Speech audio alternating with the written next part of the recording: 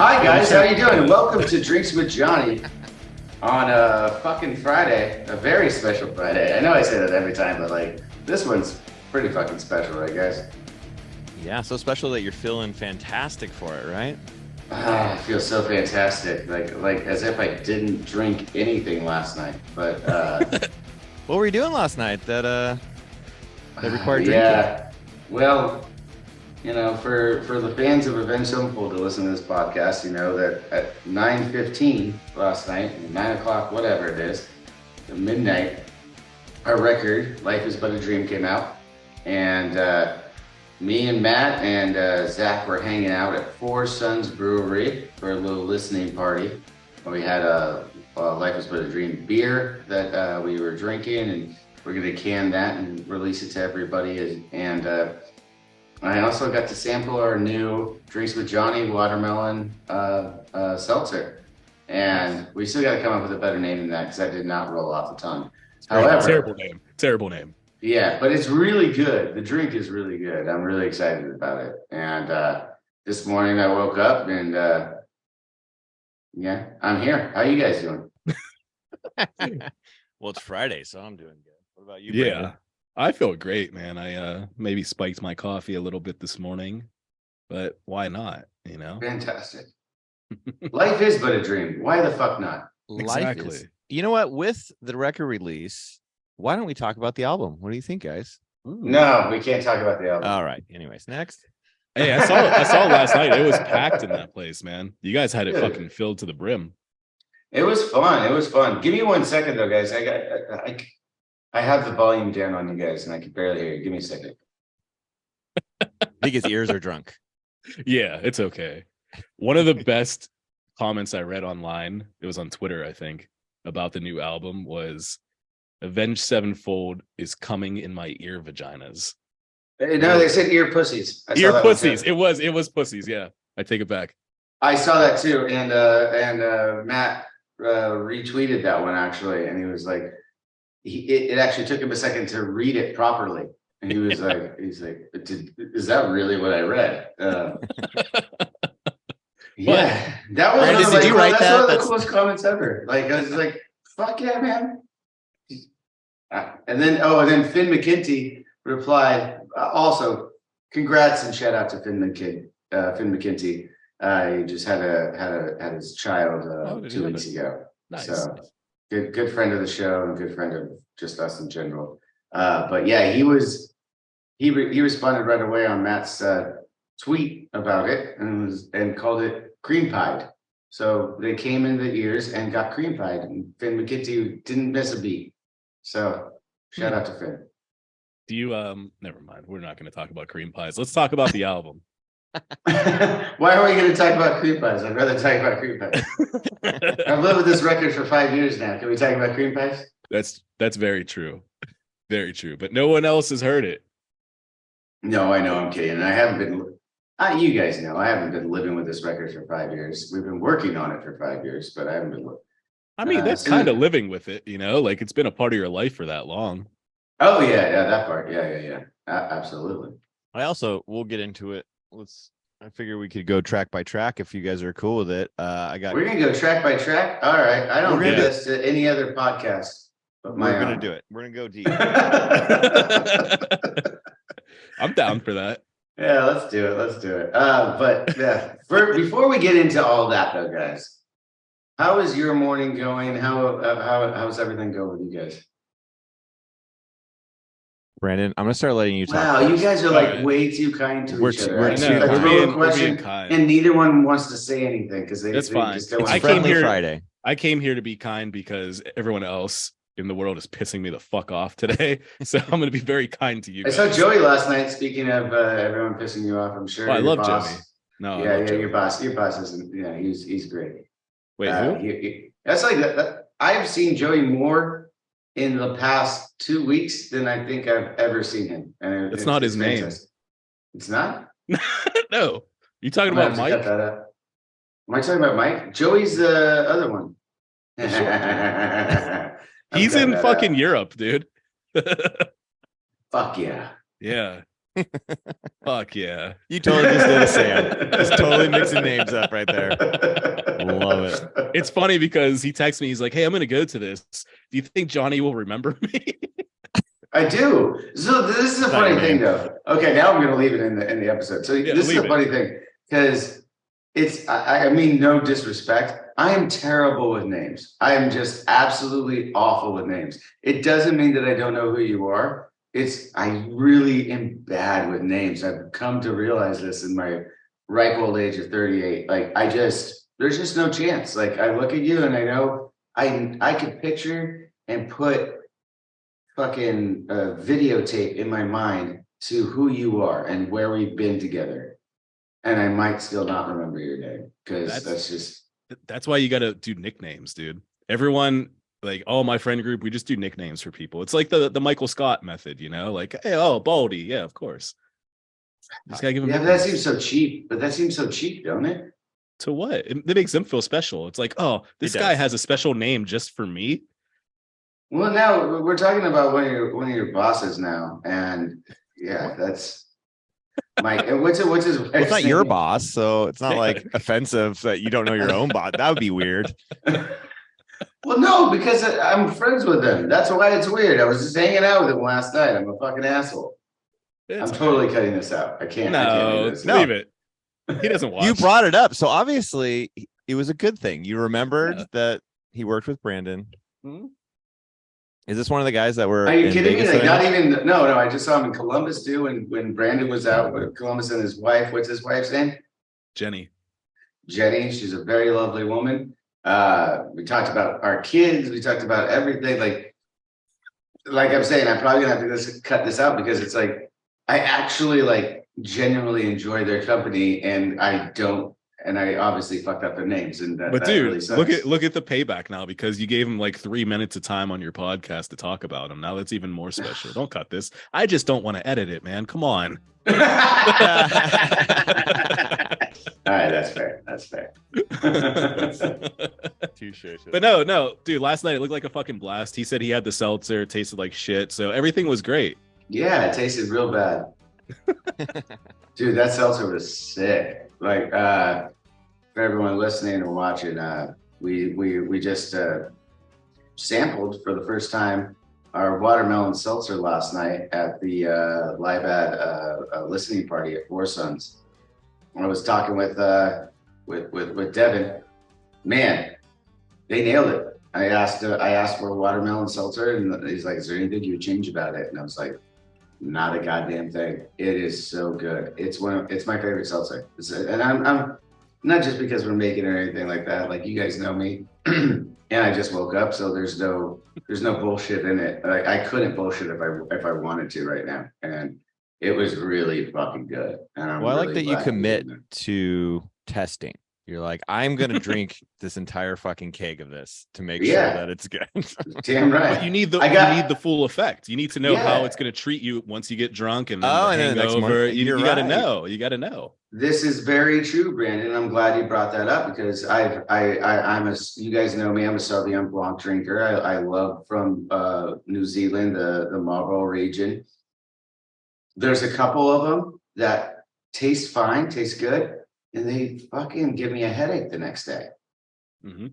Yep. I can attest, I'm definitely hurting a little bit this morning, but it's not a headache. It's not anything like that. It's just a little too much of everything because I also have the live bad beer, some whiskey last night, everything. But I can promise you that the watermelon seltzer from Drinks with Johnny will not do that to you. Like, it's a good drink. There's no other way to put it around it. Like, it goes down real smooth. You're gonna have, summertime. It's just so perfect for summertime. Like, we were talking about it last night. I was like, and then we're gonna do a whiskey in the fall. By the way, just broke that because I decided to. I was drinking whiskey with them last night. They've been barreling whiskey over at Four Sons, so we're gonna do a whiskey in the fall. I love all of this, but now we need help from our listeners and viewers because we need a dope name for the seltzer. That's true. Yeah, I loved our name for Filthy IPA, but commercially, it didn't have commercial success because we put filthy on it, and everyone thought it was going to be a hazy or something like that. And it's not. It's just a really good beer. So we're gonna drop the filthy on that. And What about like show me your melons? show me your melons. I like so that. That's a great slogan. Yeah, But is that a good name for the seltzer? I don't know. I'm just throwing shit at the wall here. We're gonna see what sticks. Melons sticking on the wall. All right. I'm just thinking with show me your melons, we could at least have a fun little visual with it on the can, but I don't know. You're such a pervert, dude. Well, you already. I like the renderings you made of it. It's going to be maybe possibly a little psychedelic looking. Those are pretty rad.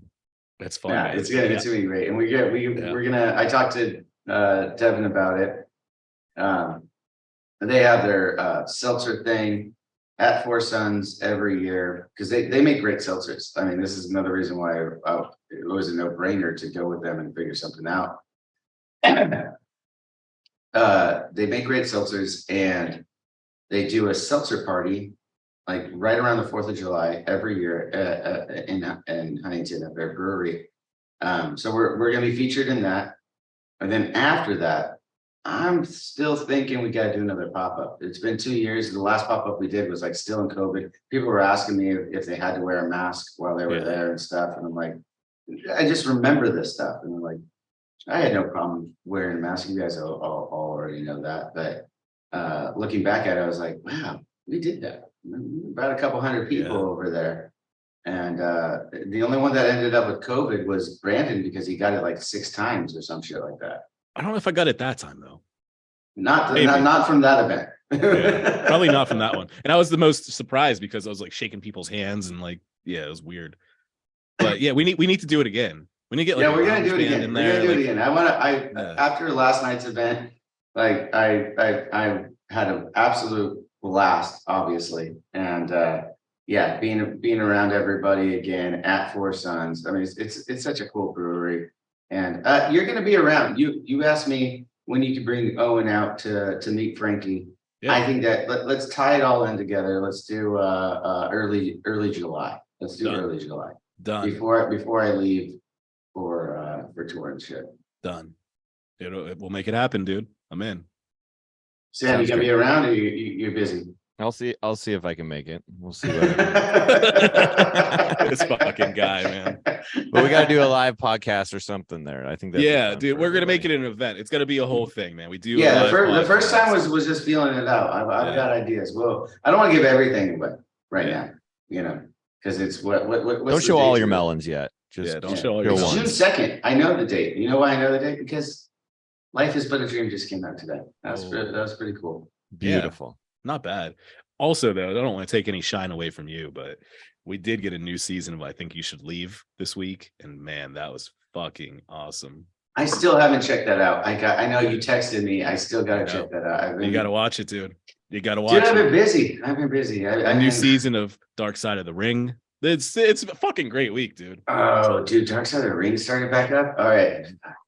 I've been watching nothing but wrestling and talking nothing but wrestling, which, by the way, I love. I've been on. I was on Busted Open and then Wrestling Incorporated this week. I was like, I'm so happy. They're reaching out to us now. They're like, hey, he's a wrestling fan. Let's talk to music and wrestling. I'm like, this is great. This is all I ever wanted to happen. This is perfect. So fun. Fuck yeah, dude. Also, I got to meet your dad last week. Phenomenal. Oh, did your dad go out to the event? Yeah, he was in Columbus. Yeah. He was at the event. He was at the show. I like that you called it the event though there, Sam. He was at the show in Columbus. What do they call it now? Sonic Temple. I always want to call it Rock on the Range now in my mind because it used to be Rock on the Range, the same thing. It's the same thing. And all the people there that I've talked to, like for real, they have it like tattooed on them, like they're Rangers, like for life. Oh man! Well, hey, that's gonna be, that's a flag they get to fly. That they were the OGs. Yeah, definitely. I had a great dinner with both the Dannys. Both the Dannys, Brandon. I don't know that you met them yet, Sam, but no, but we were aware of each other. Yeah, there we go. more Yeah, you made a aware, dope Danny more action aware figure. than I am of Mike and his wife. I already find that out. What do you think her name is? Starts with a J. Oh, you're good. All right. Jenny? No, that's Yeah. Sean's wife. Nope. Oh. It's Jenny. Yeah. Oh, I can make. Okay, cool. Now you have a connection. So you It's remember the same girls' I guy. have names, just not the guys. That's Yeah, I'm actually better for girls than guys, so I'll be totally honest. I don't know what that says about me, but I'm way better at girls' names than I am with guys' it names. means you're a This is- gentleman. That's what it means. Exactly. We'll roll with that. We'll roll with that. Yeah, no, but you did meet my dad. That was so. What'd you think? Dude, yeah, I see where you get it. He's funny, man. He's a And funny fucker. I want to go to the shittiest wrestling match ever with him and just have fun in some VFW and take pictures with all of their lowest tier guys. I think it'd be fun. Oh, my dad is perfect for that. My dad is perfect for that.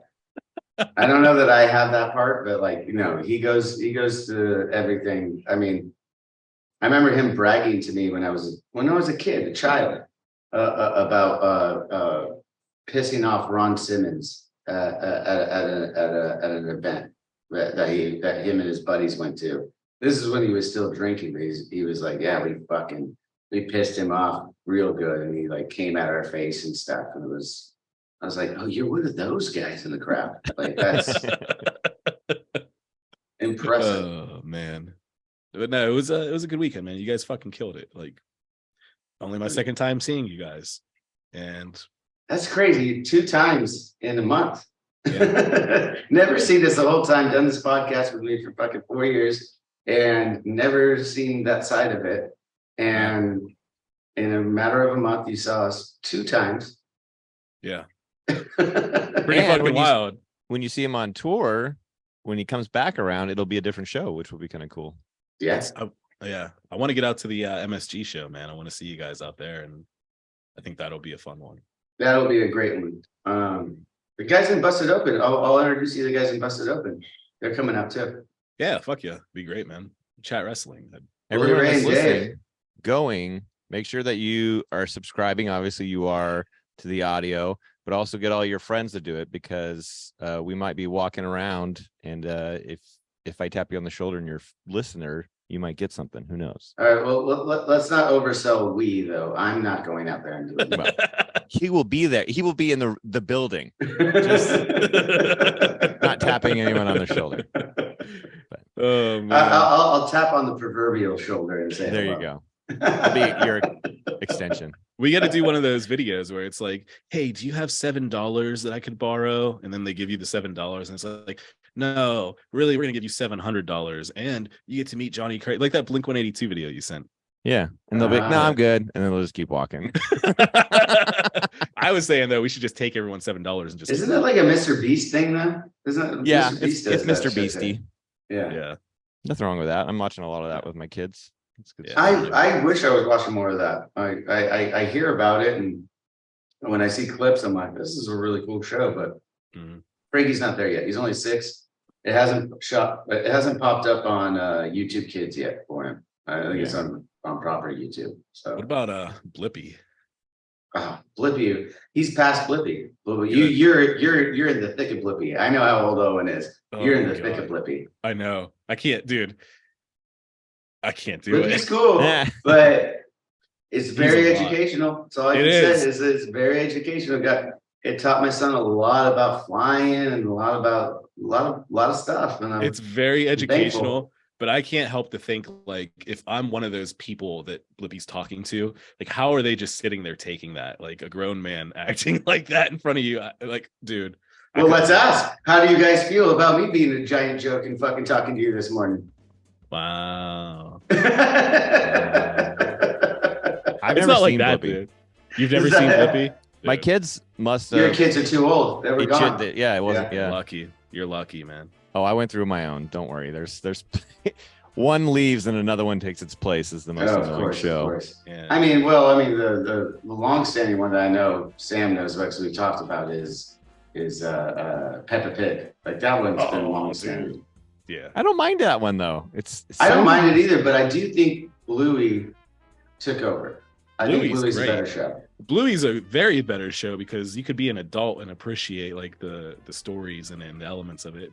Pupper Pig, they all look like dicks and it's weird. Oh my god! Literally. So my why wife don't you walked in like and it goes, even more, Brandon? Because Yeah, I mean, right? we know how much you like dicks.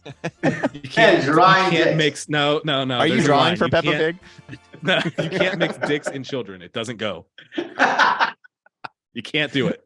There's the cutout right there. You can't mix dicks and children. Yeah, I guess not.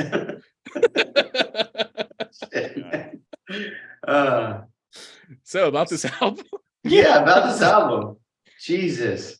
Back to coming in years. Let's go. Let's. Oh yeah, that's where we started. Well, in all fairness, it was that comment that put us down this path of coming in the pussy years. Yeah. So Ear pussies. ear pussies. That's what Get it was, right. Yeah, I better get it right. You know? You guys need to sell a set of headphones that are just like pussies. Oh And then my like when the God. bass hits, they just kind of flap open a little bit. Oh my God.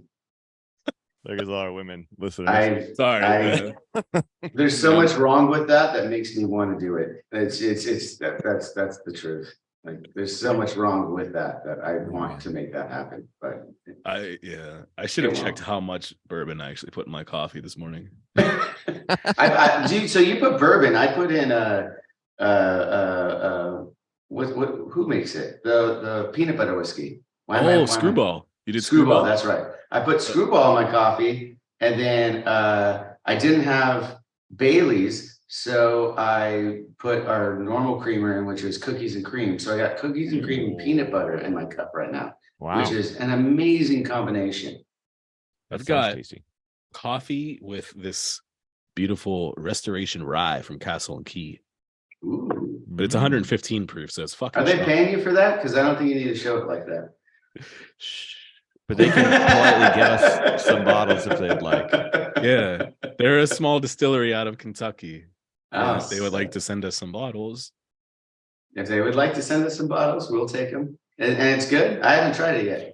Yeah, it's actually really good, man, and it's strong, but it's got a good flavor to it. I'm a fan. Send me a bottle illegally, like you send me all the alcohol illegally. Have Sean do it. He knows all. If it fits, it ships, right? It's true. That's what we said. I do ship Johnny stuff illegally. Thank God we're not big enough for the federal government to be listening to this podcast. So, Well, because then it would be game over, right? Speaking of game over, look at this guy. Look at this guy. This guy's transitions. Amazing. He wants to talk about the album. Amazing. And he went to track 1 because he wanted to go track by track. Amazing. Let's do Well, it. You're learning how to host, and it's so beautiful to see. we've teased these people for so long, listening to us Oh, no, talk let's about keep teasing. Blinky All right, or all whatever. All the comments are. Oh, yeah, Now all we're the gonna comments go- are now going we're to gonna say. So Every now comment we're on gonna go YouTube. balls deep and, Yeah. and cream pie this thing. We're gonna go That's Peppa gonna be Pig fun. deep. Yep. Let's do it. All right, game over.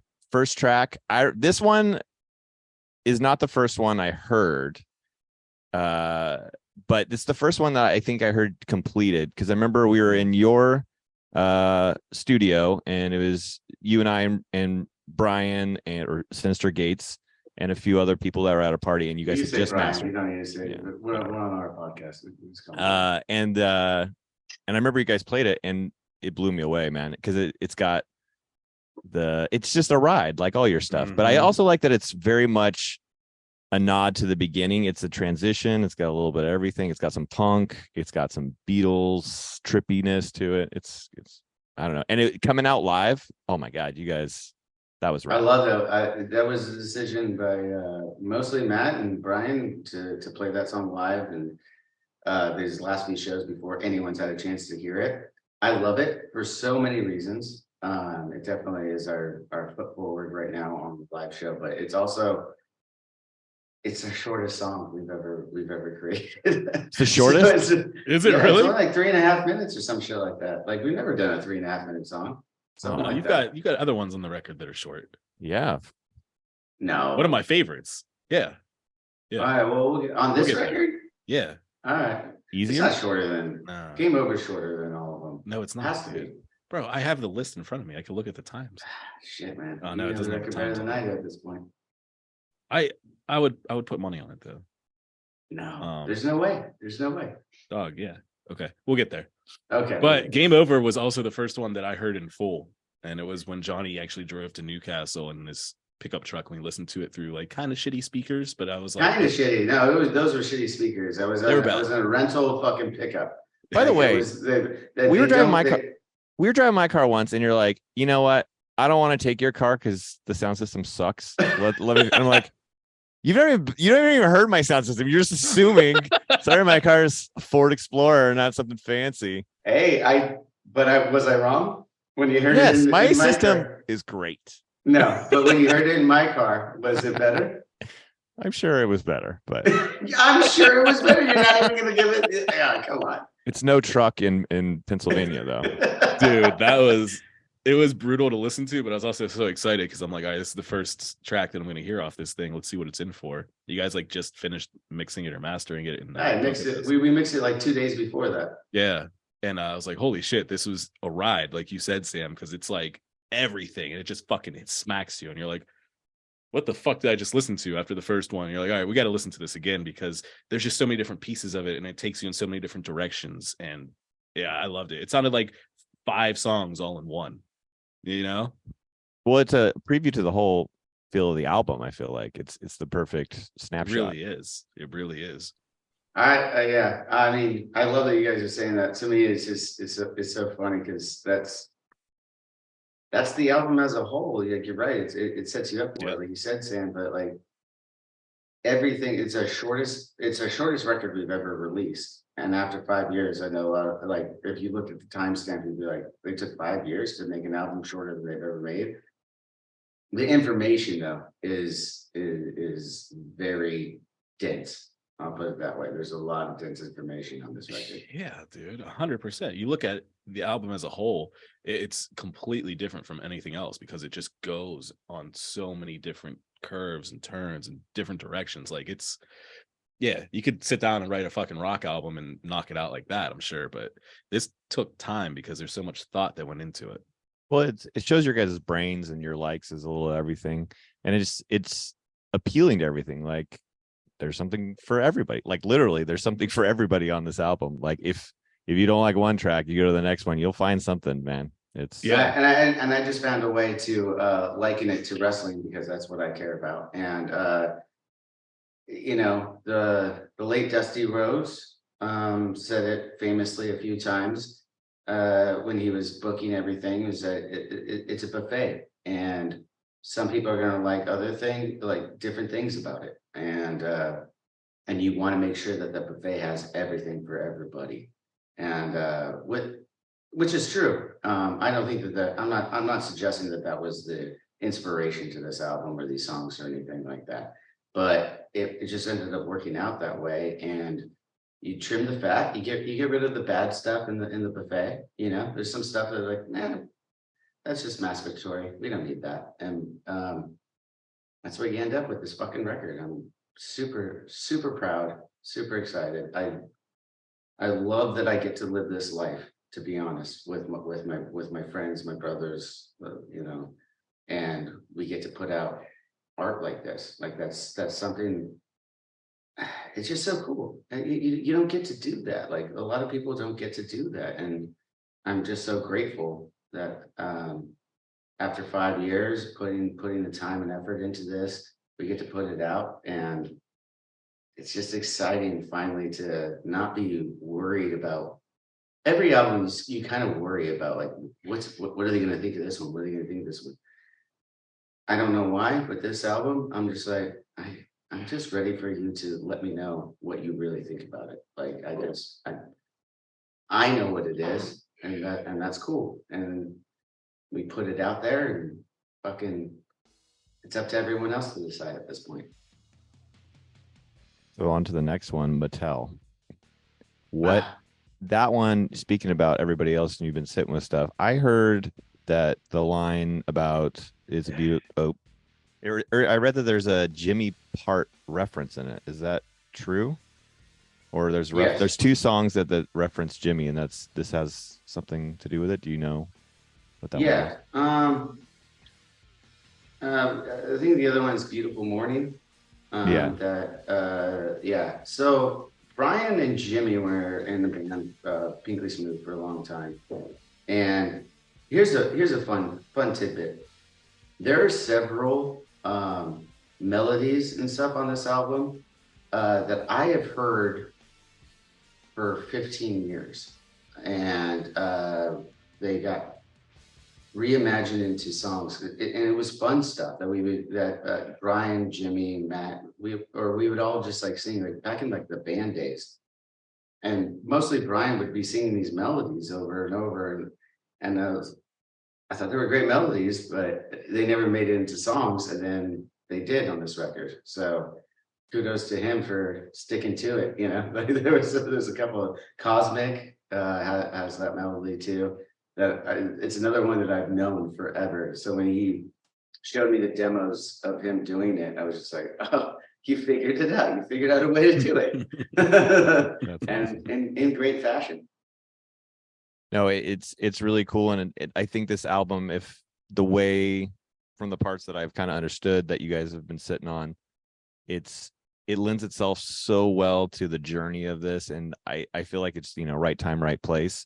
You guys never really force things into it. If it doesn't work, it doesn't work. Like you kind of had mentioned about like Mad Hatter was Dose, and you guys separated that, but you guys just put those in your pocket. And I feel like you finally, if that's the case, that Brian pulled these out, this is a good time to do it. So.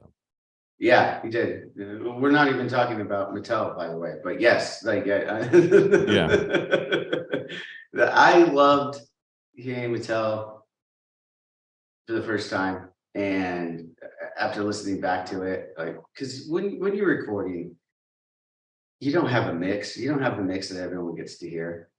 Like it's not mixed, it's not mastered. You're tracking it, and everything is a little all over the place. And when Brian and Zachy had laid down the guitar solo part to the bridge, this doesn't happen often. I got goosebumps because I knew with that, I was there when it was tracking, and I knew that no one is going to understand. But not a lot of people are going to understand that was all guitar. And it sounds like a synth or something like that. But it's some of my favorite guitar work because it's you could have just gone in there and shred, like that would have been just go in there and shred. But it's artistically so much different. And again, not just because he's my best friend, I'm sure there's a little bit of humorism in it, but I think Brian was the greatest lead guitarist I've ever heard in my life. And he fucking nailed it on that song. Like it's ridiculous. It incorporates all the effects of a Jimi Hendrix or Tom Morello in a new age, and also just so melodic at the same time. Like it's just I can't speak enough to that solo on that. And I love the whole song, obviously, but like that bridge part, that solo part, it's different, man. That's great. Well, let's unless you got something else, I'm just gonna keep pushing these on. We got Nobody. Yeah, Nobody. First one, you guys picked that, and you were on Dewey's podcast. I was listening to him talk about it and how he's like, I just didn't understand why this was the first one until I listened to the whole album, and now I understand why you guys released this. I didn't even realize that it was a guitar until you told me it's just a simple bend. When I heard that, I was like, oh, well, of course it is. So stupid. I didn't realize that. But also the trumpets in the back, when I just heard it in passing a few times, it almost sounds like the Transformers, like chirp, chirp, chirp, chirp, chirp. So every time I hear that, I just think about Transformers transforming. Wow, I didn't get that reference. I didn't get that reference on you. Yeah, I like that. But yeah, and the Tool video Tool-esque video that accompanies it, just it's rad. Brandon, what do you think? That was the first riff out of any song from this album that I heard, and it was like, oh, me too. Right when I first met you guys. So to see it come full circle and be a complete song, I was like, oh, fuck, this is wild. Because I remember however many years ago sitting there thinking, what the fuck is this going to turn into? This is crazy. Like, okay. Yeah. Fucking phenomenal, dude. The video is wild. I loved it. Like when that dropped that morning, I just sat there and watched the video a few times. I'm like, okay, this is cool. Because I feel like a lot of people don't put that much time or energy into music videos anymore because content is so fucking quick. People just want content. They don't want videos. They don't want films. They don't want anything. But to take the time and actually do that, that was cool. And it made it that much more special. Well, thank you guys. I appreciate that. And you guys did hear that riff very early on. That's cool. Like the demos I showed you guys and everything. Like that was one of the main things that from all the songs that we were working on, it was always known that that was going to be the first one. Like that's just what it was going to be. And the reason being is because it was a good, as Sam said, it's a good forward putting your foot forward, right? So like, is it a single? I don't know, but it's a great fucking song that I love that I'm a part of. And you gotta find something, and that it was just iconic. Like to me, when Brian showed me that, to Sam's point, I didn't know originally that it was barely a band. I was like, how did you make that happen? Yeah. And then after knowing, I was like, oh my God, that's different. Like that's really cool. That's like, I don't know. But it has power to it, man. It's like the intro to Iron Man, Black Sabbath. Yeah, you know? Like, that's a great analogy. It has that fucking power to. I'm being serious though. Like that's what my head goes to when I hear that. I'm like, this is like on that same level of like the song's gonna fucking punch you, and this is the hit you get. Yeah, man. Yeah, thank you. And then as the song you guys are talking about, like it was a riff on the demos before, and then the song came later and everything as I showed you guys before as we were working on stuff, and everyone coming together on that song. Brooks's work, incredible. Oh, Brooks he kills it. Yeah, I didn't think those were real drums at first. Like I had to see it played live. The hi-hats, yeah. I remember when I said I asked. I remember the first time you played for him, like, oh shit, you guys did the I don't know how you digital and stuff. And you're like, no, that's all Brooks. And I was like, what? I thought you were just going straight up like hip hop stuff, but no, the fact that everything has that sound but is organically done is pretty rad. Yeah, I appreciate you guys saying that, because I mean, well, that was the goal, right? I mean, it was intentional. Like we wanted it. We're hip hop fans too, and we listened to that stuff. And I'm like, well, how can we do that in the rock world? And luckily enough, we've got incredible musicians. I'm excluding myself from this, but they've got incredible musicians in this band, and guys like Brooks, like fucking nail it. Guys like Brian, Matt, like everything is it's just dead nuts nailed. And that's my opinion. And everyone can, that's the whole part of art. You put it out there and everyone decides what they like about it. But for me, or dislike, but for me is the accomplishments of each individual musician on songs like Nobody, that seems so basic, but when you really listen to it, there's so much going on there, and it's so much fun. We end with a guitar solo. Like that's how the song ends. Like no one's doing that. I don't know that anyone has ever done it before, but like it's aside from us, we did it one other time. But it's nice to have the reimagined version right now, and everyone can hear it. It's super fun. Leading into your other live one, you got We Love You, which we talked about. Everyone can go back and listen to us talking about our experience watching it live, Brandon and I. But man, the bass, everything on it, the path of travel of that one, it's that one. Talk about it. I like that you say the bass, because a lot of people will listen to and think like bass instrument. It's not the bass instrument that's doing it. It's like I don't even play half of this fucking song. Like there's nothing but the 808 beat that hits. I remember we're in Costa Mesa for the first time when Brian had laid down the riff. Brian and Zach had laid down the riff of that breakdown verse, and we put it on the big speakers, and we knew then. Like, so I'll rewind a little bit. When you're in the studio, you usually use the smaller speakers that are just sitting on the table and stuff like that. But there's usually in a lot of spaces, there's these giant fucking 15-foot woofers sitting on top, and we always reference those because we want to know if we're getting the right sound and for turning it up and playing it live. I remember when we played that breakdown before the mix or anything, it was just like, that's what it's going to be. We put it up on those big speakers, and every single one of us smiled from ear to ear. It was just we knew. That's awesome. We felt it for sure.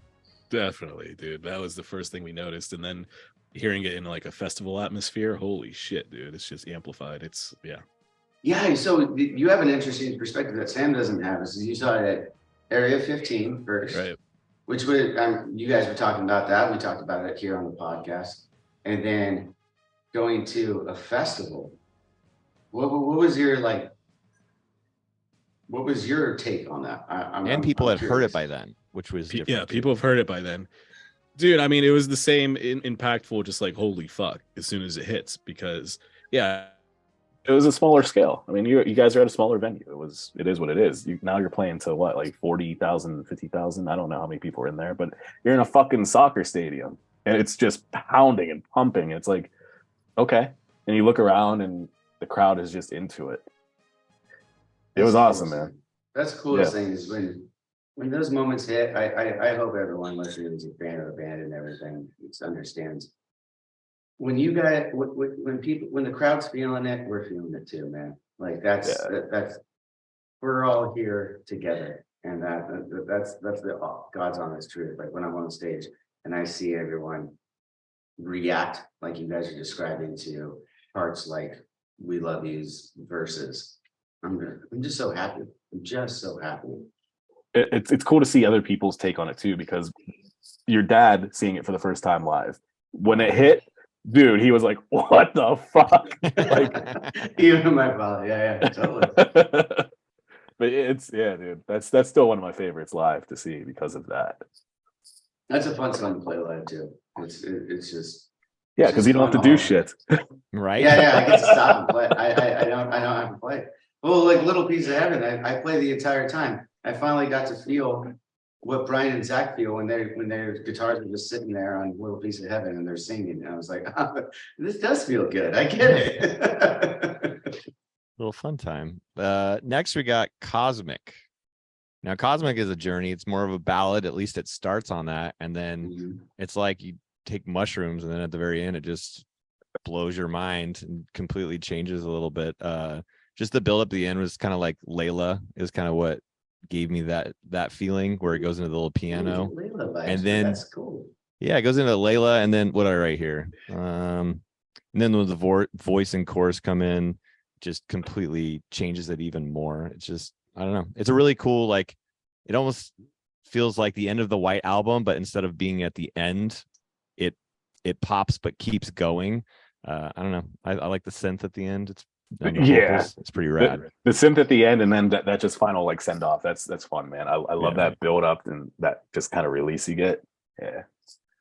Yeah, that I appreciate it, guys.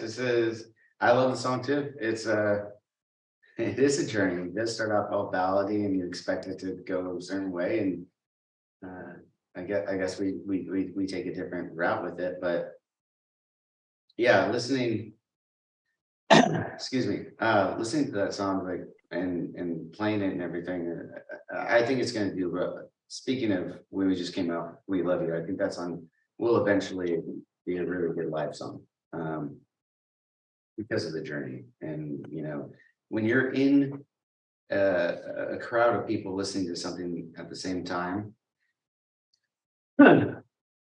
you definitely. You feel that journey as it goes a little bit more when you're around other people, right? And the song lyrically lends itself to this. Like, it's all about us being here at the time that we are, and loving those that are close to you. And at the end of the day, you're this little tiny, tiny grain of sand in this grand universe that we are a part of. And it's a love song to life in a lot of respects, right? And I think Matt killed it on the lyrics. As I said earlier, cosmic. That's one of the melodies that I've heard for several years. I don't even remember the first time I heard that melody, but that was a Brian melody that we heard forever. And yeah, to incorporate into the song that takes that trip the entire time, to use your term with the mushroom reference, but it's just, man, I'm just happy today. I'm hearing you guys, you're making Layla references. I never even thought of that. So it's really cool. That's what you want, when you release art and music and whatever it is to people. I like hearing the comments back. I really do. Good, bad, and ugly. Like whatever you think about it is what you think of it, and that's what it is. Well, I feel like a lot of this stuff has a lot of retro feel. It's obviously all you guys are into it, but I feel like it's a space that isn't always explored in the style you guys are doing it. There's a lot of guys who just like go full 70s and that's their thing or whatever, but you guys never gone full anything. It's touching on everything. And I really think it's a great accent to what you guys do. It highlights all those, just the range you guys got. So I appreciate that. And I just want to say, like, real quick, like, there is method to the madness on it. Like, we know what we're doing, but we're also just ourselves. You know what I mean? Like, we think about it. We toil over the ideas that we have on every single record. We toil over it. We fucking challenge ourselves. We try to do something new, different every time, except everyone else to decide if it's new or cool or different or whatever. But it's just us. Like, you guys know, like, through our conversations, this is who we are. It's not, it's just, I love it. I'm so fortunate to be with a bunch of like-minded guys that want to do this the same way. It's amazing. No, I think you're spot on, dude. I was gonna wait till the end to tie it up with that, but like, you're exactly right. It's a timepiece for where you are in your life right now. Like, you guys have grown so much from all of the previous albums, and so has your sound, and everything's evolved, and all of your life experiences and influences and cares. You could see that in the music and hear it in the music. So for it to sound the same, like, that wouldn't even make sense, because you would just be trying to put out what you've put out before just to do it, and that's no fun. No, and to be honest, I could think about every single one of those records prior and how much painstaking challenges we gave ourselves to make those records. I'm like, I don't want to go back to that time. Those are hard, man. Like, I don't want to go back to that time. Like, but in the same breath, it's like, well, now I want this new challenge, which is even crazier. It's like, and like you said, we learned that from Metallica years ago, 2006. We were talking to Lars when we first became friends with them. They were saying, every record they do is based on the time that they're living, and that's what your muse needs to be. And they were 100% right, man. We learned a lot from Metallica, being on tour with them and stuff. So I mean, those are our mentors in a lot of respects. And man, great group of dudes. That's all I can say. Well, we were moving to Beautiful Morning. We had talked about a couple of weeks ago or a month ago about Alice in Chains, and it was funny because we had talked about it. I was fresh in my brain, and listening to this, I was like, oh man, you guys need to do a Rooster cover or something. I didn't realize. I mean, it sound very Alice in Chainsy for part of it, which I didn't really think about Matt's voice doing, which was cool. But then I also heard that this is the other one that I don't know. I guess Matt had talked about it, but it's a beautiful morning, a beautiful day. I guess Brian and Jimmy used to say that to each other, or something. So it is got another nod to your brother there. Yeah, another nod to the brother, and another nod to the brother just in the recording of this one. I mean, this is the first song I'm checking myself to make sure I'm going through the catalog. But no, Brian's never sang on an album as the lead vocalist until that bridge that comes in. And what a perfect one with the tie of what the line means to be his first. That's pretty rad. No, yeah, it's.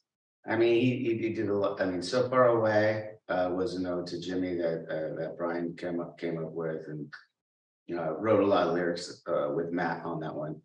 But yeah, this is the first time, and I remember we listened to a lot of different iterations of his vocal on that. He did it a couple of times, and at the end of the day, he has a very unique voice. It's fucking awesome.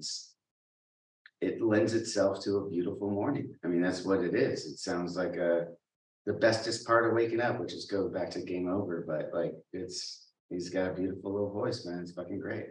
Like the George Harrison Here Comes the Sun kind of thing. I just feel like that's the transition and the cool vibe of it all. It's very Beatles-esque. Yeah, it's very Beatles-esque, which yeah. I could say as a Beatles fan, it's just like, that's cool. Like I have that in my brother, that he loves the Beatles and he can channel the Beatles. Not a lot of people can do that, and without ripping them off, obviously. But, well, the choice of him choosing this song to make his debut was cool, rather than something else that it seemed fitting. Seems cool. Yeah, no, I appreciate it. And that's a fun song. Matt actually sang through a red solo cup on an SM7 for those verses you're talking about. Oh, really? Oh shit. Yeah, interesting. Red solo cupped around the microphone. Yeah. That's how we got that sound. That's Joe Barresi, which we can't talk about this record without giving a shout out to Joe Barresi. Produced The Stage with us, and now Life Is But a Dream. The dude is just down for anything and can nail it. He can figure it out. Like, we give him an idea and he's like, okay, cool, I know how to do that. And he comes up with the coolest ways of doing it. He's got all the fucking tools all over the boat. And I can't say that. I mean, there's a reason why we're going to continue working with him. He's the fucking best. That's awesome. Well, Brandon, you got anything else about that one, or? No, it sounds like, though, he kind of makes your life easier. There you go. Oh, there's the transition. You guys are becoming podcast hosts. I see it. This is my favorite track on it. This is the one where I'm like, I like ones we'll talk about later, but just from oh, you know what? I just realized. Yep, I've had too much in my coffee. Easier is the verse where he uses red solo cup. Okay, that makes a little more sense. Yeah. Okay. Just so now everyone's gonna take that out and be like, John doesn't know what's going on. But no, it was easier. Dude, it's a lot of records, it's a lot of songs. And you recorded it how long ago too? Those parts were not done. So that's another misnomer, is that like everyone thinks that we recorded all this stuff like years ago and we just decided to release it. No, we recorded it over the last several years. There was a lot of breaks in there, but yeah, at the end of the day, like, yeah, the vocals were close to the last thing to be put on this record. And that was, I mean, it was literally right up until we went to mixing. I mean, it was under the gun. It was pretty wild. That was the one. I don't know if you guys remember, a couple of years ago, I want to say, it leaked, and I'm like, what is this song? And you're like, oh, that song sounds nothing like that anymore. It sounds so different, and it's just crazy, the progression, that what it was to what it became.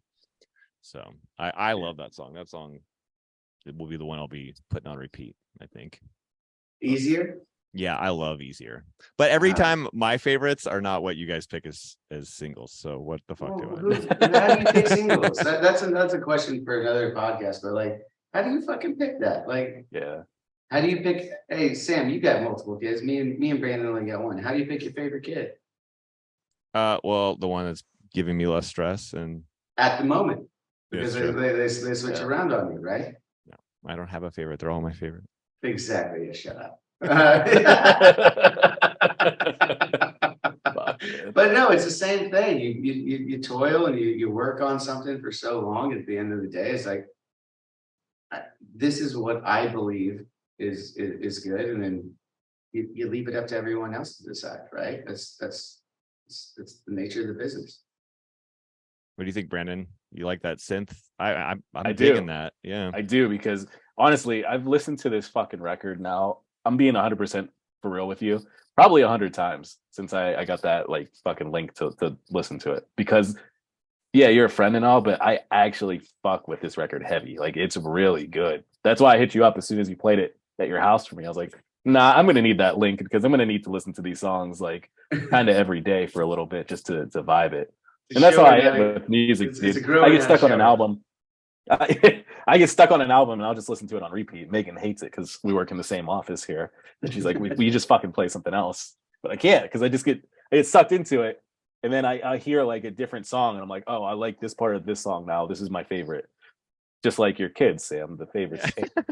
But the easier that one gets me because I've had that intro stuck in my head for a little bit. So Right? really fun one about that tidbit, the outro, or the end, or whatever you want to call it. There's the pew pews is what we're calling them at the end. There's like, while there's a solo going on, it's like this this nice little thing, and I always felt when we were doing this that it felt like the 4th of July at the end of the song.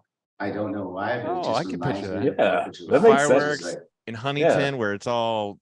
I love that. Yeah, it's just always, and it's just a peaceful. It's almost like for people who aren't privy to Huntington Beach fireworks and 4th of July celebrations. If they've seen the movie The Sandlot, when they do like the 4th of July celebration in the Sandlot, that's how Huntington Beach feels like every 4th of July. And that's what it reminds me of. I don't know why, but that's the kinship, and putting those pews in there. And it was so much fun mixing those because we had Andy Wallace like moving them from speaker to speaker, and like, no, you got to turn those up. Yeah, that's louder. And he's like, really? You want those to be featured? We're like, yeah. Even during the guitar solo? Yeah, throw those up. Like it was really cool. It was because that was the vibe, man. It's a celebration of life at the end of it. I guess it's easier just to fucking enjoy life than it is to worry about all the bad shit that happens. Yeah, not what God has it planned for you. Oh, Are you G.O.D. going to God? Oh wow, this that guy. is so cheesy. I love it. All right, I got a question. Go for it. Where'd the name G come from? Or did you just really want to spell out G-O-D? We just really want to spell G-O-D. I love it. I We love want to it. spell G-O-D. And I like that you didn't try to force something. You're like, just G. Let's just put fucking G. I mean, just being honest, like it's a G of a song. I love that fucking song. I'll be honest, when we were demoing that song out, I had no idea where it was going to go. I was just like, what the fuck is this? And then no, it's just G. It's just fucking G. It's very G. When it starts, it sounds very like Dream Theater E, and I'm like, what the fuck is going on here? And then it's got that like funky, just like riff to it. It's like, oh, okay. You got Dream Theater out of it. That's great. A little bit. No, yeah. That's the first reference out of that I've heard from it. I get a lot of Zappa. I get a lot of Zappa from it. Like a lot of feedback is like it's very Zappa-esque. Which both bands love, obviously. But yeah, I mean, it's just one of those fun things where like I know Matt and stuff, and he's been always one of the guys that he's got a great voice and he wants to talk sometimes. So you got that verse where it's just like, man. And it's like, yeah, all right, let's go. Well, also it's got a good funky beginning.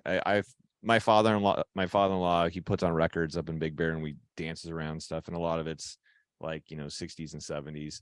And that intro in the beginning is just so like I can't wait to play this for him on the record player because I'm like, he's just gonna dig this. It's just good Yeah, jamming. you got that vinyl. You got that vinyl. Yeah, I got the gave you vinyl. one of the I'm vinyls. putting it on. Yeah. But no, I'm excited if you guys play this live, seeing Brooks and Brian and stuff just go off, because it just seems like a good old school jam, like funk stuff or jazzy, Yeah, and jazz rock. I'll say for the lyrics of the song too, the reason why it's God, everything, all three of those songs work within themselves, and were a concept from the beginning. Like it's just like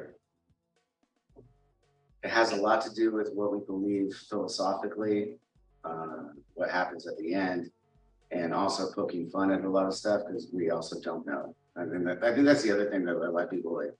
When you put out what your beliefs and philosophy are, everyone just goes, "Oh yeah, they got it figured out." No, dude, no one has it figured out. That's the whole point. Yeah. Like it's absurdism, but no one knows. We all just woke up one day and had consciousness, and we're here. And let's have fun with it, And the concept of God in G is one that everyone has their own opinions, and it doesn't matter if I'm right or wrong or you're right or wrong. It really doesn't matter. However, the concept of God sometimes is very funny. Like they just created it, and as I could on a computer, code everything, and then just like one day go like, I didn't do so good, I'm gonna hit delete. And that's like that's really how it is. I like that, the perspective of it. So it's collective all as a form. So was that from the beginning that these were going to be three that kind of went together? Yeah. Those three songs were always going to be together. So we would go into ordinary, which is the O, which we actually came up with a word for. And that goes back to the same absurdism and where we are today in society and technology. It's going back to what we did on the stage, talking a little bit about AI, but bringing the human element, which is part of AI that a lot of people aren't really thinking about. And it's not because we're thinking beyond anybody or anything like that. It's just I like to bring the perspective of when AI becomes ultimately part of our lives, and there's actual, I hate to use the term robots, but there's actual robots or whatever around, or AI's personality actually exists and we coexist together, they're going to have a lot of questions. And that's what ordinary comes from, is like they're just going to come into consciousness just like we did, and they'll have a lot more computing power than we do.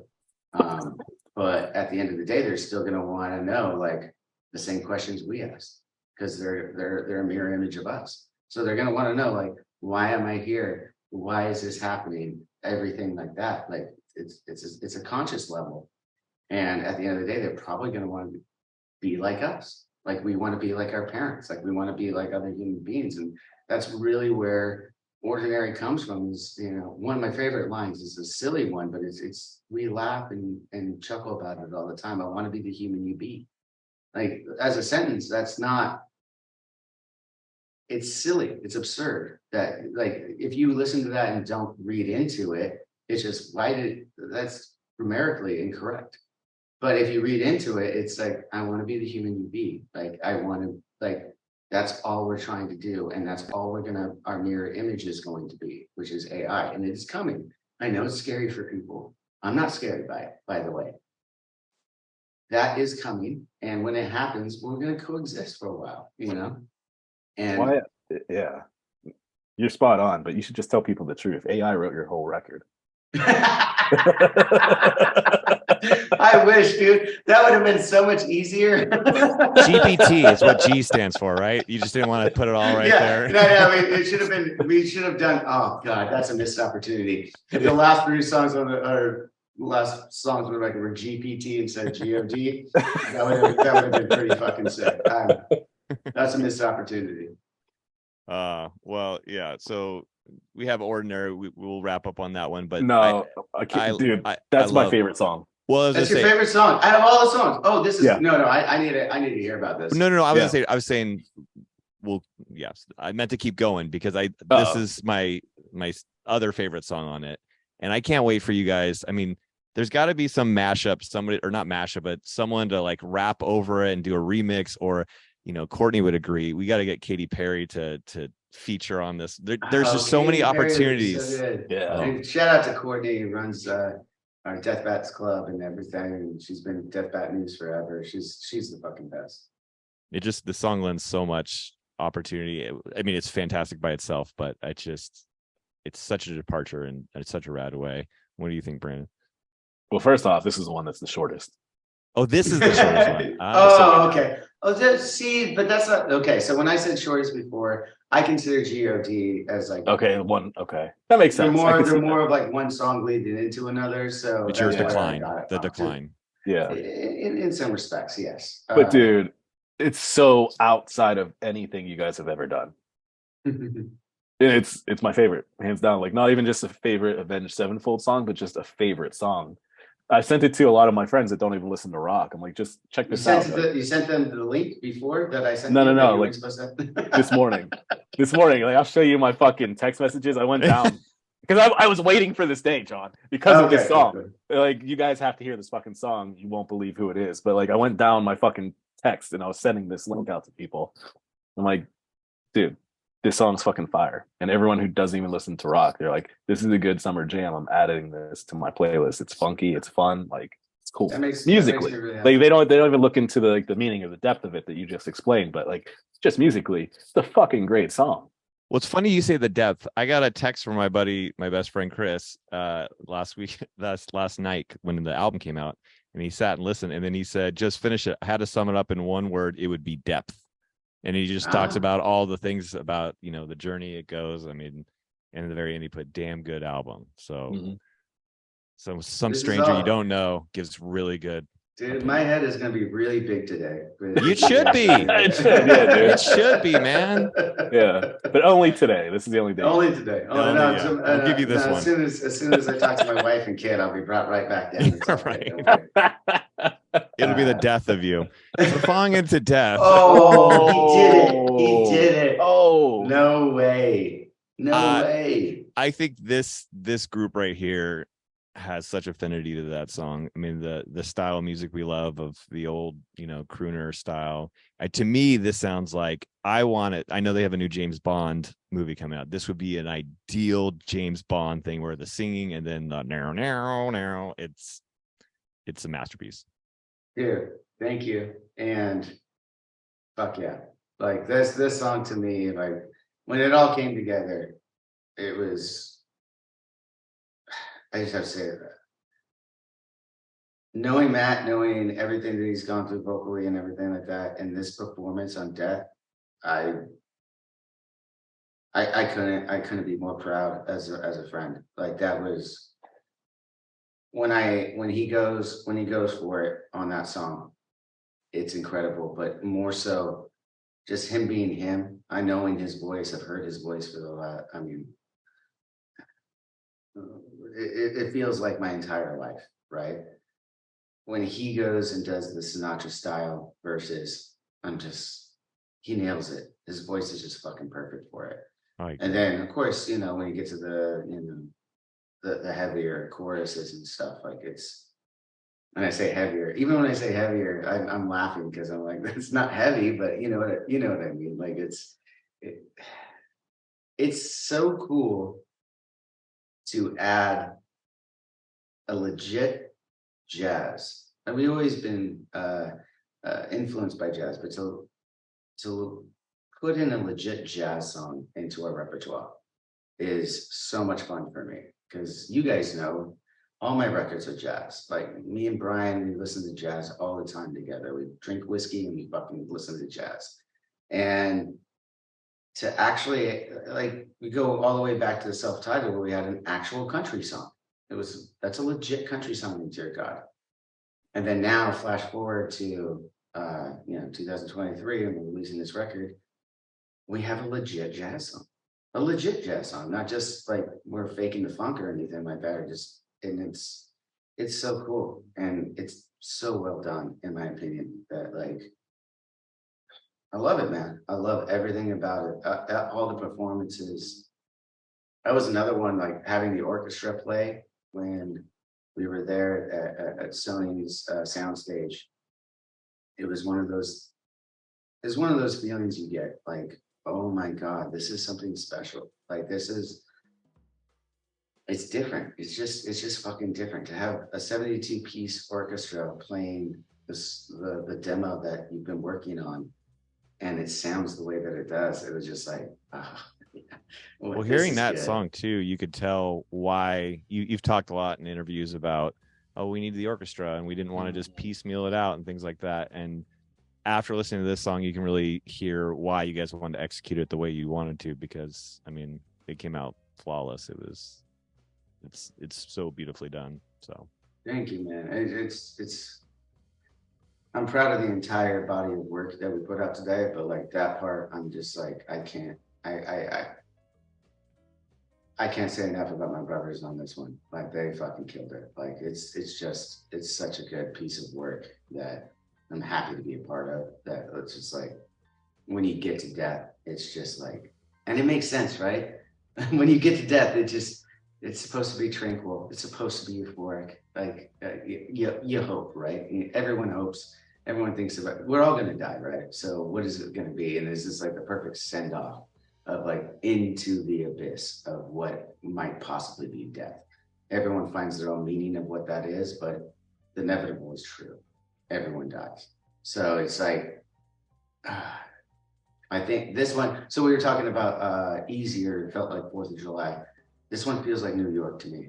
I don't know. Yeah. And it 100%. just feels like nighttime New York and jumping off the Empire State Building. That's what it feels like to me. That's just like, you go all the way up all the floors, and then you get to the top and you look down and say, fuck it. And that's what it feels like to me. I not that it matters for me. I think of old school Palm Springs, because I lived in Palm Springs, and the nights with the lights on the palm trees and just thinking about, driving old school, the retro look and a warm night. And yeah, no, it's beautiful. I love that imagery too to it. I honestly like again, you put out art and everyone else finds what they love about it, and it is what it is.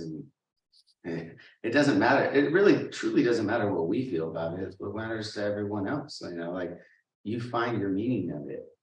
For me, I'm just being honest. It reminds me of fucking New York City late night. That's what it reminds me of. Is this one you sent to Sean this morning, Brandon? I feel like it's up his alley. No, I did not. I'm actually going to see him for lunch here, but we're going to listen on the way. Has he heard it yet? Pieces when he's come over, but pieces. We already talked about it. You can't just take pieces of it. I know you can't. You have to listen to the whole thing. Like it's a journey. But let's talk about the end of this journey, dude. Give some major props to Sin for this last fucking track here, right? Sinister Gates. Life is but a dream.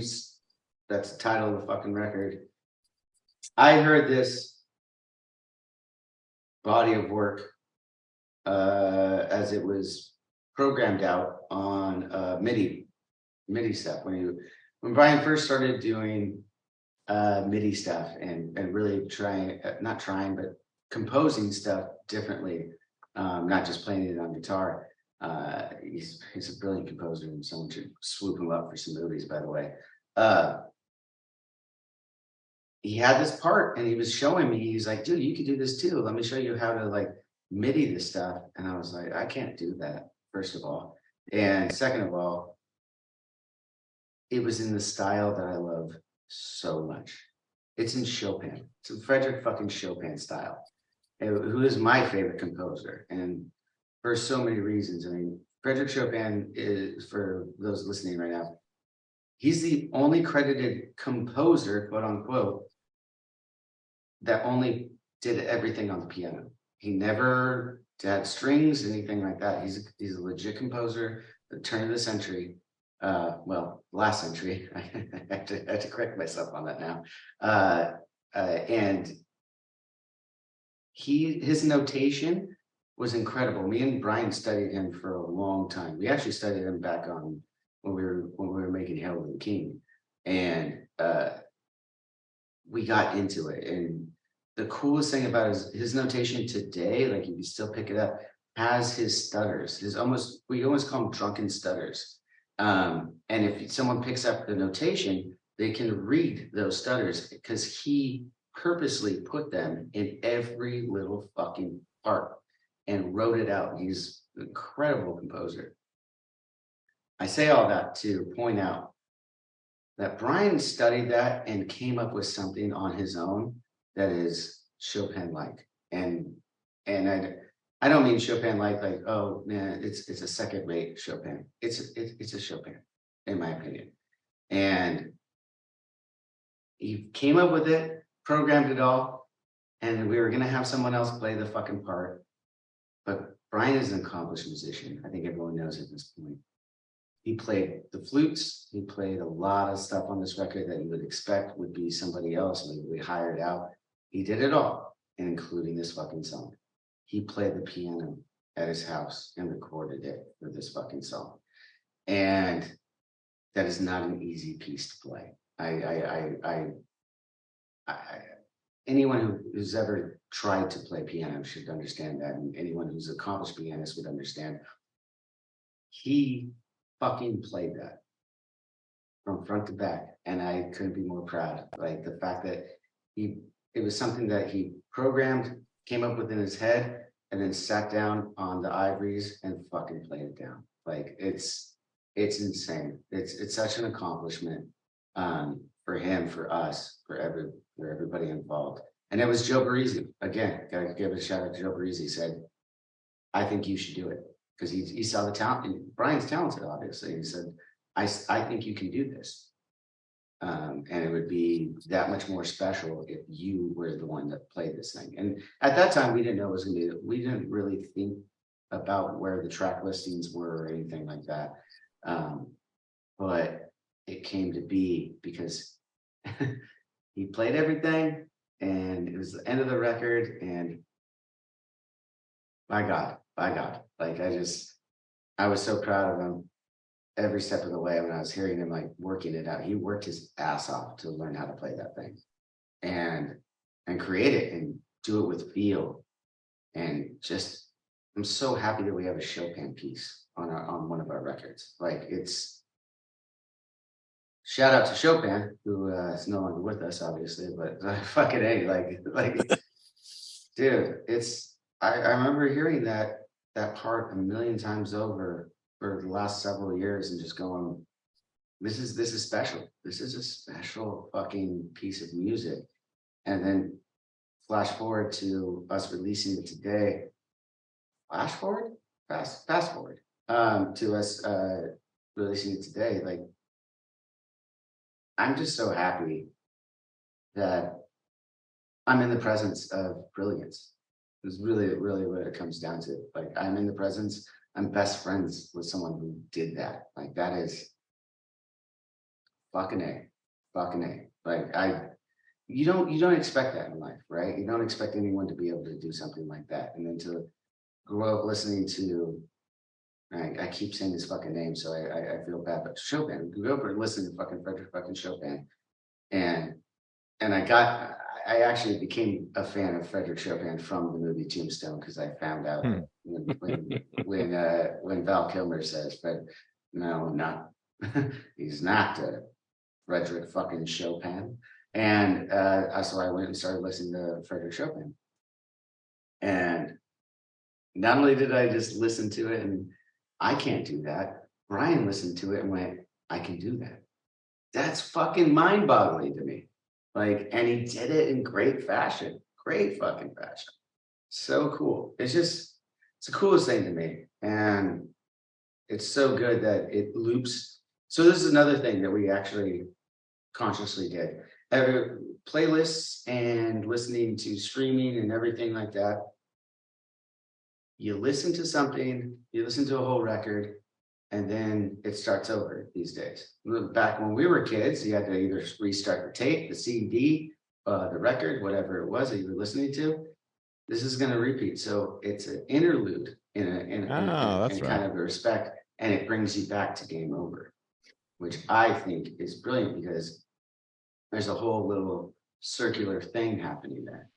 I agree. Having listened to it on that circle many times now, it is a perfect fucking interlude to bring you right back into Game Over. And I honestly have to catch myself once that main riff hits in Game Over, where I'm like, oh shit, we're back at the beginning again. Okay, but like it's cool. It's good. It's a good flow. But thank you, man. That was a conscious effort. You guys, and when I say conscious effort, it's I'm like sorry. A lot of times it's like sometimes it comes off and sometimes it doesn't. I have to go. Like, sorry, I don't know how to. We're gonna have to cut this part, but you guys are gonna have to everything. Sign out We without keep me. everything. It's I gotta like, go. It happens. I love you guys. Oh, Wrap it me up. too. Good You talk got to it. your boss. Good talk to your boss. No, dude, but you want to talk the brilliance of that last song. Let's bring it back to the brilliance of the album in a whole, because everything was planned, everything was put together masterfully, if I would say. And honestly, dude, if brilliance had a sound, this is what that album is, because it's so much thought into it. What a fucking soundbite right there. Brilliance had a sound. Thank you so much. And Dude, yeah. fucking hey, man. But seriously, dude, this thing goes in so many fucking different directions. It's a trip, man. And you have to listen to it multiple times to like really take it in and appreciate every little bit and piece that goes into it. You could listen to it at first pass, say, maybe it's not for me. But once you keep listening and it grows on you and grows and grows and grows, you're like, holy shit, this is a piece of work here. And for fans that have been fans from the beginning and grown with you musically, this is kind of like the fucking epitome. And it's like, what comes next after this? This is fucking crazy. When I was coming back from Sonic Temple, I stopped at a Tim Hortons. They forgot my breakfast sandwich, so I had to run in and grab it. And the guy, I was wearing my fucking punk rock museum shirt, and the guy at the counter was like, dude, that place is great. I'm going to see, they're coming, NoFX is playing there like next week. Like, I missed Sonic Temple, though. I really wanted to see Avenged Sevenfold. I love all their new songs. I'm like, oh, that's great, because usually people say the opposite. Like, dude, I can't wait for you to hear the rest of the album because it's fucking amazing. He's like, yeah, I love that they changed their sound musically and they just keep growing, because it would be stale if it was the same. It would just feel so forced. So like, people notice, man. Yeah. I appreciate that. That's one of the things about it. When you keep making different music, is we're so fortunate to have the fan base that we have. They grow with us, which is so great. We challenge ourselves, we challenge them. It's all a challenging experience, right? And that's what life is. I mean, at the end of the day. So I'm just so happy that I get to live in this time where this makes sense for everybody, and there's a great fan base out there that's listening to it and going like, I like that they're moving on. Because when we were growing up, there was a lot of all my favorite bands too. They were somewhat formulaic, if I'm being honest. Yeah. And it was the outliers that were changing shit up, and they weren't getting the recognition for it. I mean, I don't want to call names out because I don't want to put anyone on the bus, right. But there was an obvious difference of bands that I truly loved that were constantly doing something new, and they didn't get the recognition for it. They really didn't, and it's unfortunate. We're lucky enough this day that our fan base has followed us through those changes. And that's very unique. And that's not just us as creators and as artists. It doesn't work if there's not people to follow you in that journey. And I'm just very, very thankful for all that. It makes a lot of sense too, though, when you look at your catalog and the depth of it. It's like, if I want to hear a heavier song, I can go back to an old album and listen to it. Because guess what? If that was a hit and it fucking nailed, you're probably not going to write another one that tops it. So go in another direction. You've done it already. Move on. That's why I don't golf anymore. I tell you this all the time. I hit my hole in one. Okay? No, it's not going to get better than that. No. You still got to golf, though. You still got to golf. It's fucking humbling as shit. It is. Maybe that's why I like it so much, because this is what we put out. Can you imagine all the shit that we created before? Like, that no one gets to hear because we know it's not good. You guys could just drop it all as B-sides and say it was AI that wrote all that stuff. Yeah, just claim it's an AI, but it was actually us. Yeah, that'd be pretty funny. So I got one for you. This is fun. you've done a lot of outside the box songs on this one in different genres. What's like a dream for you to say, oh, I want to do like an Irish drinking song, or I want to do, like what's one of those types that you're like, that would be fun?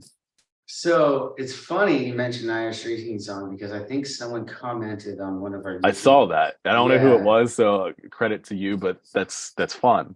I like that. I like that. But I honestly feel like we already did a pretty solid Irish drinking song in St. James as an ode to Jimmy. That's a pretty. That was the inspiration for it. Could it be a little bit more folky? Probably a little bit more Irish folk. Totally.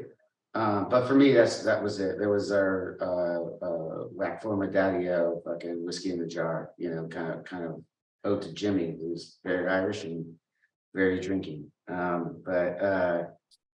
Yeah, Irish song, that'd be cool. It's hard to say right now. It really is. Like I'm not trying to dance around the question or anything. It's really hard to say. Is we've done so many things. I don't know what's next on the docket right now. And it's almost a trick question in itself too, because of the way you guys write. Because it's a timepiece. It's where you are in your life at that moment. So it's what you're feeling. You can't just say, "Oh, I want to make this kind of a song," and just try to force it, because then it'll feel forced. Well, we've never been. That never works. That never works. Not for us. I don't know how other people write and stuff, but that's never worked. I can tell you many times over, like when we go into writing a record and we say we're gonna make this style song, those songs never make the record. They never make the fucking record. It's just not gonna happen. So it's an interesting question. I wish I had a fucking really good answer for it, but right now I don't know. And if I wanted to do something, I mean, fuck, man, I don't want to play bass on it. I want something that I just like. That there's no bass instrument on it, and it's like just something fucking completely different. Like that's what I'm feeling today. It's like an orchestra or something like that is composed by us or something. I mean, but that's never gonna. I don't think that's gonna be a thing in a couple days. I'm just telling you how I feel. Yeah, right now, no, dude, that's fair, man. Because like I said, it's a trick. It's kind of a trick question. So it's all good. I love it, though, man. I love it. I'm so happy. Dude, yeah, I'm happy for you, man. Honestly, like it's good to see you back on stage. It's good to see this part of your life back, because I never saw you in that place before, and it's really cool to see it. So I'm happy for you, man. You guys put together something that's fucking beautiful. It's gonna connect to a lot of people. All the people that are gonna hate on it, guess what? There's 10 times the amount of people that fucking love it, and it's touched them. I love the hate too, man. I love being polarizing. Like we talked about, I'm gonna bring it back to wrestling because that's what I like to do. CM Punk's the announcement from Tony Khan saying CM Punk is coming back. How polarizing was that? Oh yeah, that was so polarizing, and that is exactly what you want in this life. I want people to love and hate it, because that's emotion, man. That's all of us. We love and hate everything as people every day, and it ebbs and flows. That's the whole.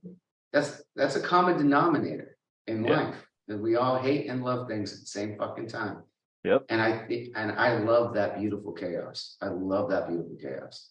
And I think that this record is that. It's beautiful chaos. I think you're absolutely right, man. It'd be much worse if people weren't saying anything. So the fact that you're evoking some kind of a reaction. If they weren't saying anything, I'd be really sad right now. Fuck, they didn't get it. Shit. All right, well, we'll just keep on. We'll write another record sometime. Oh, man. Well, shit, dude. Let's put a bow on this one and give people time to actually go back to the record, listen to it again, listen to it the first time, and appreciate it for the what I said, brilliance it is. So good shit, man. To you, the whole band. Thank you. So thank you. Dude, this has been fun going through it. I was really regretting that we decided to do it the morning after I did the listening party at Four Sons last night. But this has been a lot of fun, actually. Just divulging with you guys and doing this whole thing, and hopefully the listeners enjoy it. But you know, it's just a surreal morning after a long journey with this fucking record, and I hope. My only hope is that people get something out of it. Hate, love, whatever, just get something out of it. Would you call it a beautiful morning? Oh, now you guys are going too crazy with the segues. You guys are too crazy with the segues. It's just No, too easy. but I appreciate it, and I appreciate everyone listening right now. And go back and listen to the record. Use this as a buffer in between how many times you listen to the record, I guess. And love you all. Thank you, Brandon. Thank you, Sam, who's already gone, and everybody involved. And God, it's just it's a great day. Great day to be alive. So I appreciate every single one of you. And as always, till next time, cheers.